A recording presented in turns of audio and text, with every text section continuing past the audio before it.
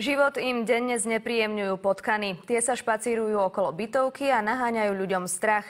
Obyvatelia si totiž z bytovky urobili smetisko a to je pre hlodavce rajom. Môže za to aj upchatá kanalizácia a splášky všade naokolo. Starostá aj úradníci to vyriešiť nevedia. Viete, kde je? Pozrite sa.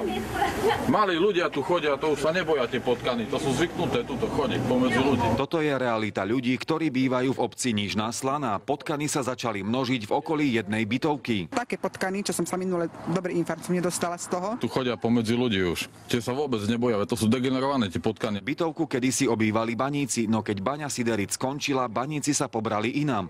Do bytov sa potom nasťahovalo niekoľko rómskych rodín. Postupne si byty odkúpili. Pribúdajú každým dňom, ale to si človek nevšimne. To proste bývajú tu dvaja, ale príde sem ďalších 15 ľudí a povedia, že sú tu na návšteve. To, ako bytovka a jej okolie vyzerá, ani komentár nepotrebuje. Vykali sú tu na dennom poriadku, z okna vidím, ako robia potrebu. Majú tu raj, potkany, je tu totálna epidémia. Majitelia bytov za vodu neplatili a tak o ňu prišli. K tomu sa ešte upchala kanalizácia a splášky nie len cítiť, ale aj vidieť. Tam sme chceli, že aby nám to vyčistil, povedal, že ako nemá na to peniaze. Je to ich vlastníctvo, ich povinnosť. Nie sú iba práva, ale sú aj povinnosti udržiavať svoj majetok. Hrozí nebezpečenstvo vzniku prenosných ochorení. Starosta už niekoľkokrát vyzýval majiteľov bytov, aby vyčistili kanalizáciu a urobili v bytovke poriadok. Nepomohlo.